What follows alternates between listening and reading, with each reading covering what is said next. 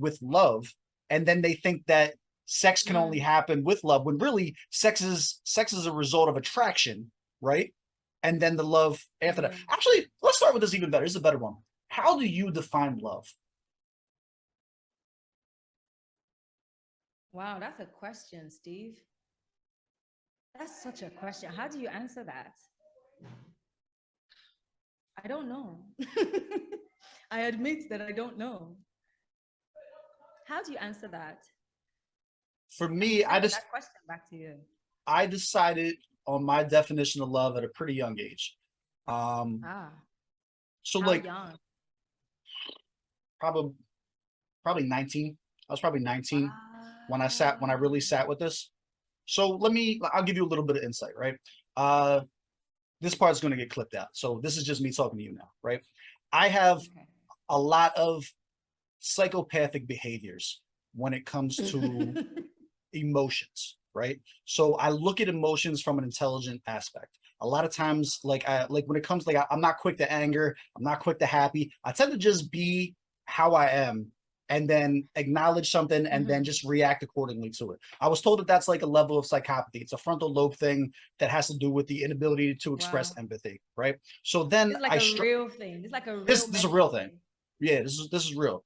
Okay. So what I did at the time when I'm trying to gather my thoughts on all of this, is I asked myself, I was like, what is love to me, right? So we'll come back in here. So love to me, right, that I decided at a young age when going through all of this, um, is that it's a decision. It's not an emotion, right? Love is not an emotion. Love is a decision that you make at certain points. And I say that because of my experiences in life, right? Your Yeah. emotions tend to be very, very misleading, right? You will feel anger in situations where anger is not the appropriate response. So what makes you think that love, that your infatuation, your desire, your lust, all the things that we confuse with love are all going to activate at the appropriate times? If your anger is not going to activate at the appropriate times, then what makes you think that quote unquote your love or your joy is, right? There are people who laugh at funerals because of nerves, because they don't know how to process the information that's happening to them. Here's the thing: your body works exactly the same way, every bit of it. So when you go to work out, what's actually happening is you're tearing apart your muscles and then you're building them back. Protein goes into the cracks and it builds back stronger. Your body works the same way that your mind does. If you look at all the most beautiful minds in history, they all have one thing in common. It's that they come from a broken home. Is that they had trauma in their childhood that broke them as a person, and they didn't let it kill them. They came back stronger. You feel me? Now, if your whole body works the same way, then that means your muscles work the same way that your mind does. It means that your mind works the same way that your emotions do. So emotions, your very first Christmas is magical. It's the greatest thing in the world, right? You got presents, there's trees and everything like that. Your second Christmas, your third Christmas. By the time your fifth Christmas comes around, it's like, all right, I'm still excited about this, but I know the routine, right?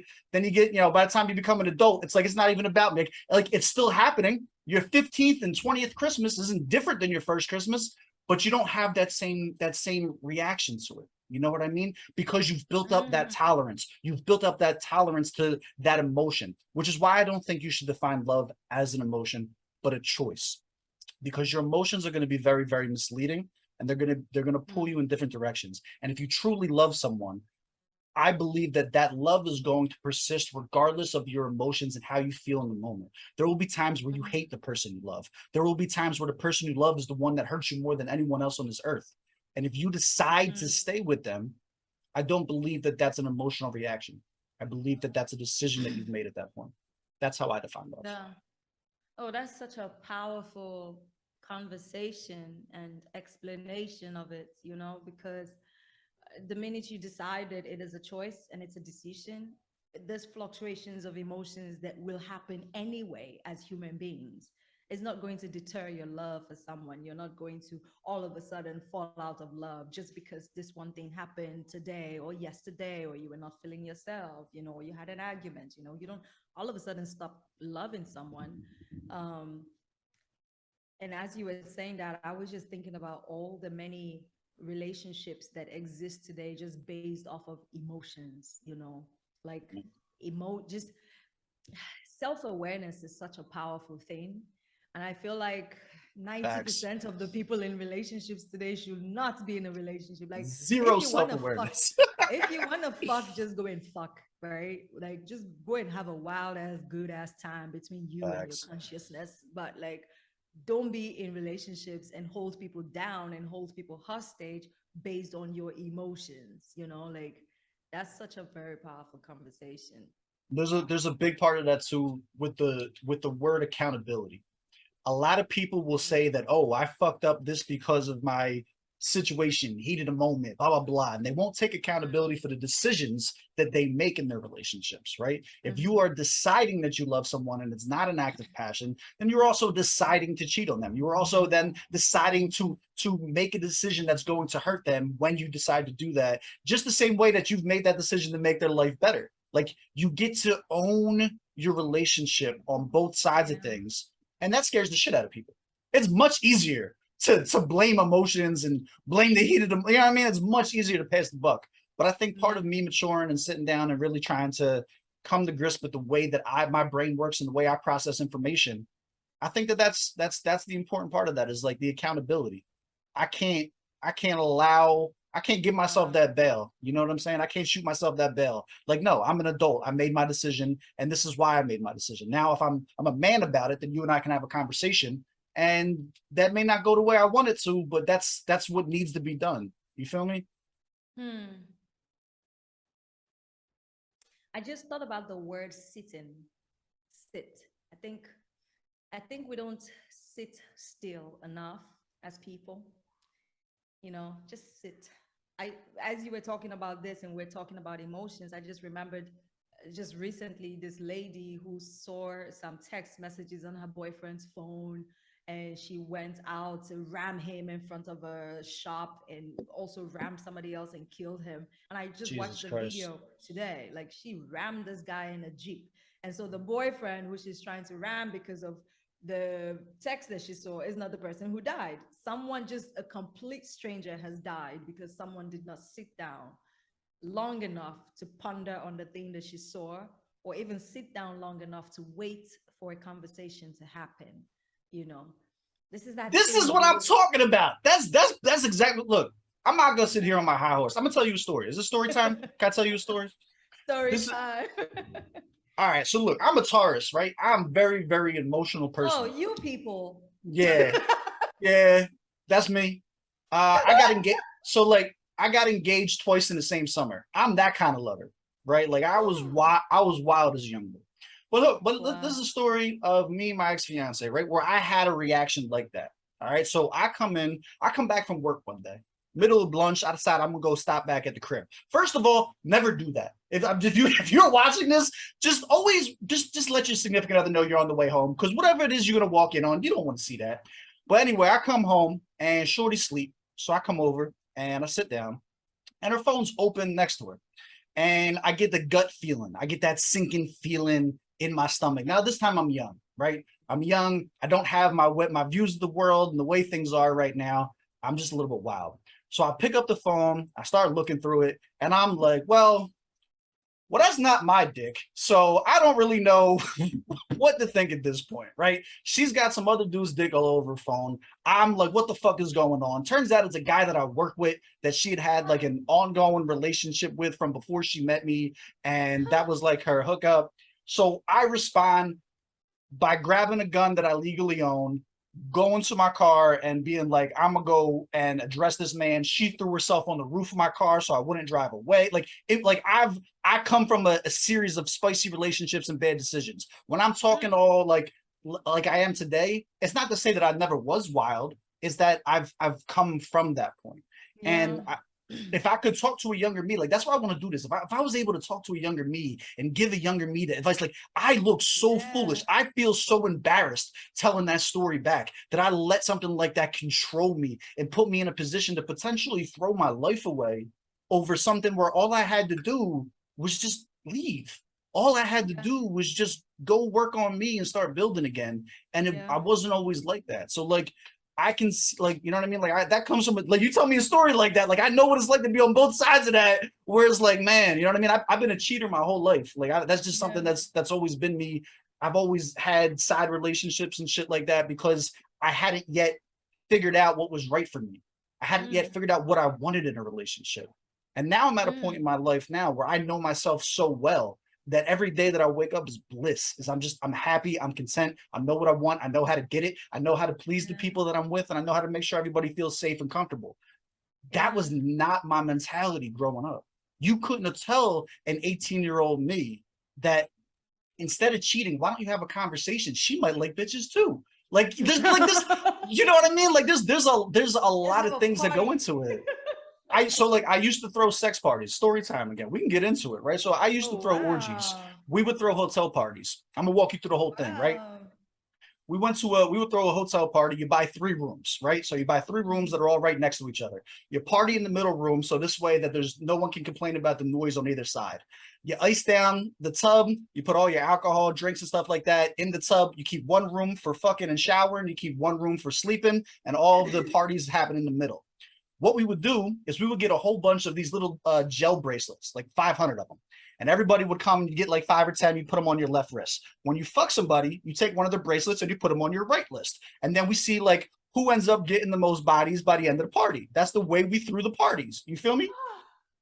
And No, I like, don't feel you. but like that type of Wow. lifestyle, do you know how that comes about? That comes about by just having open conversations, right? That just by like, hey, there's 15 consensual adults here. All of us are fucking horny. We got nothing to do on Saturday night. Like, let's do like there's no pressure, there's no kind of expectation or nothing like that, but there is open conversation, space, and opportunity in the event that that's something that we're looking forward to. And obviously only do this with people that you're comfortable with and close with. These aren't strangers. These were like my tight knit people that I fucked with and shit like that. But like, yeah, Yeah. man, like that, all that is a result of figuring out what you want and going for that instead of like Yeah. feeling like society needs to put you in a box. Not everybody's meant to be in a monogamous relationship. That's just facts. And like, here's what it comes down to. You want to be in a monogamous relationship. I don't, but I want to fuck you. So I'm gonna lie and pretend that that's what I want so that I can get the goodies. And now we're both unhappy in a relationship. You're unhappy because I'm not satisfied and I'm going to be cheating and texting and doing all this other shit. And I'm unhappy because I'm a free spirit. There's no pussy like new pussy. Like that's like your mentality is just fucking different like that. I don't Oh, know I the right love that answer. so much. I love that so much. We don't talk about that enough. The fact that we're not all the same. Like, Facts. we can't all be the same. My prints, my fingerprints are not like yours. My eyes are not like yours. Like, we're not all the same. This expectation, that we did not choose, that we met here in this world, inside of this matrix, that everybody should be man and woman, and everybody should be one man, one woman. Like, who said that? Facts. When? Where was it written? How? Who wrote it? From where? Who inspired it? And we forget that this is a world or a planet that has existed for millions of years. Like, we have the internet right now. Our ancestors did not have this shit.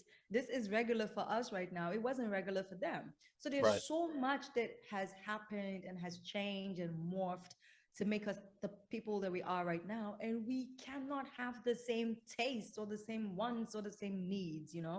And getting into relationships with people, that feeling, or that, for lack of a better word, selfish desire, or selfish ideology that people should love you the way that you love them, or because you are nice then other Mm. people should be nice, or because this Talk. is what you're expecting then other people should have that same expectation. It's like, no, throw that out the window and have a conversation. This is what I like. What do you like? This is what I'm expecting. What are you expecting? I found this guy, like, found my friend introduced me to this guy, and he's like gorgeous. He's black and just handsome, and I just really like, I wanted to taste that. I was like, I want to taste all the flavors of what you are as a man. Like, I want to enjoy you. And from the very beginning of the conversations, he's telling me how he's not into monogamy and he wants to have a lot of partners. And I'm like, that's for me, you know? And so from the very beginning, I was able to allow myself have that conversation and make that decision like, not for me. you know, instead of I, going deep in. that's so real. That's so real. Yeah, like we should be having those conversations. Here's a hard thing to hear. Here's a hard thing to hear. If you guys are listening to this, I'm gonna break your hearts, gentlemen. So for most of this, I feel like Eva's gonna be speaking on behalf of the ladies. Because I obviously don't think so. I would Have I never. been Well, doing that? no. I'm saying like in general. Like I would never speak on behalf of women because I've never experienced it through the lens of a woman, right? So like I'm speaking from the lens of a young man, you know, going through everything. Guys, if you see somebody like this, like in this exact scenario, if you look at Eva, you're probably one of the most gorgeous women on the face of this earth. There is no doubt in my mind that anybody watching this or would be in the same position as that man to be interested in that. I tell you this, you will be infinitely happier with somebody who has similar interests as you long term than you will be getting a reputation for hurting somebody because they're beautiful and you feel that you need to lie to them about your wants to get where you are. I've done it. I've been with the most beautiful women you could imagine. I've been with the ugliest chicks you could imagine. That's not a correlation to happiness. That's a correlation for an in the moment vibe. That's correlation for bragging rights, things like that. But there's no correlation between happiness and somebody's attractiveness. Like, or not even attract. Let me stop that. There's no correlation between happiness and having to lie to somebody about what you want in a relationship. That's what I mean to say. Yeah. Oh wow. This is such a conversation. I didn't expect I didn't expect what it was going to do to me. And I see now even more than ever before why these conversations are so important. You know, I come from a society where these things are left to the married people, you know, because the married people are the ones who are supposed to be having sex. You know, I vibe with that on some certain level. We can get into that later. But I just feel like, well, okay, if only the married people can talk about this. Where are the married people who are talking about it? Because I don't see them here. Where are they? That's a bar. That's a bar. No, that's real.